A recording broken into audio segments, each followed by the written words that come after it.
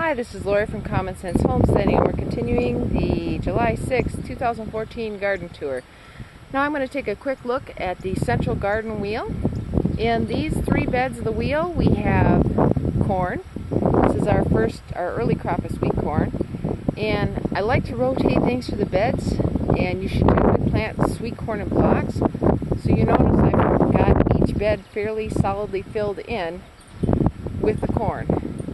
Now these could use a little bit of weeding, but some of these weeds I will leave for ground cover because they protect the soil and keep the corn plants from overheating in the summer. Now as we move around the wheel, we have more sweet onions. This whole bed is filled right here, and that needs a little weeding too. This is where we're at right now in the season, so I'll be honest, my garden is often messy. And here is a stunningly large specimen of alfalfa, the likes of which I have never seen before until this year. Apparently it's very happy here in the garden. Here we have another set of tomatoes, and these are some of the last ones planted, so they're a little bit small in comparison to some of the other ones. Here's a mixed bed of herbs, a little bit of this, that, and everything else snuggled in here.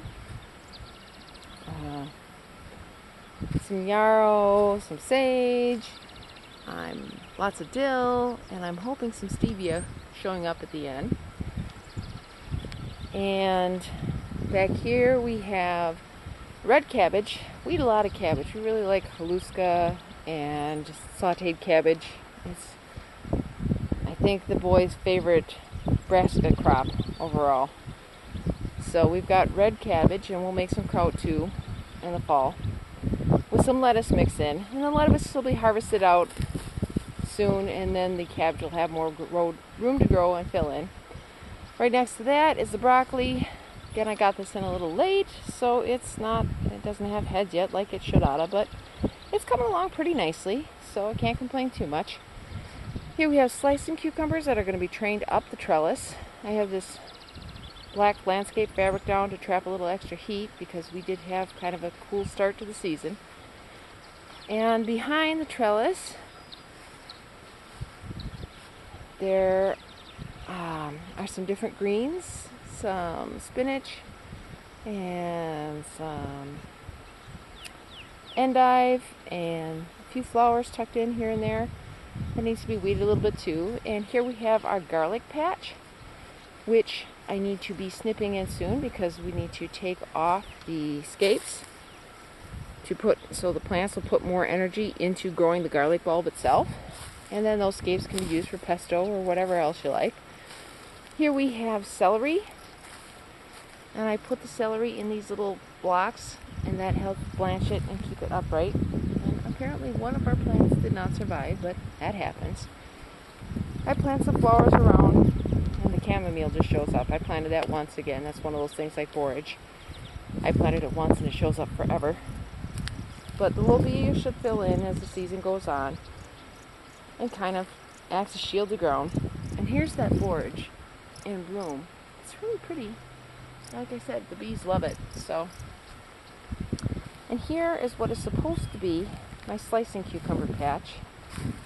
And the germination rate was terrible. Again, this was a matter like the pumpkins and the squash. I put it in and the seeds rotted instead of coming up. I think I have one healthy plant in there, and it's tiny. So I filled in a little lettuce. I had volunteers I transplanted from another spot, so they're doing great. This is the bed I purposely left wild. I'm going to be going in there to harvest stalks and roots and other things as the season goes on.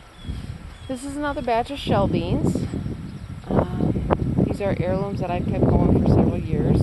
I believe these are, I think she just called them red and white beans. I got them from a friend of the family. And here's another less successful area of the garden. Again, the melons were planted during the bad time. They rotted. I transplanted again because the winds took out the first batch that I transplanted and just pummeled them into oblivion.